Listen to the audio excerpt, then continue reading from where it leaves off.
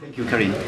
On President Biden's trip to Poland, can we expect any deliverables during this trip, like a new military package for Ukraine or a new framework of support for Ukraine? And another one, you just mentioned at the beginning of this press briefing that there are 10,000 US troops in Poland. Why there's no meeting with the troops on President Biden's schedule? The president routinely visits with the men and women of the military and their families. So does the First Lady. You can't look at a single set of remarks he ever gives, including yesterday, where he doesn't call out the troops and how prideful he is in them. This particular trip is a short one, and it's going to be focused on events in Warsaw.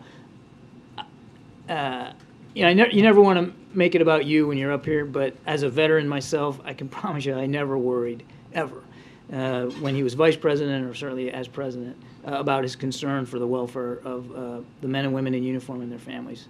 Not a single bit. And what about the first question?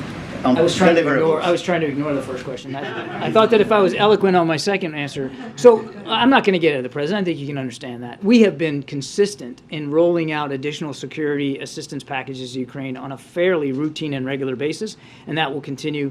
I'm not going to get ahead of the president's remarks. John, I want to ask you, you've spoken with other allies.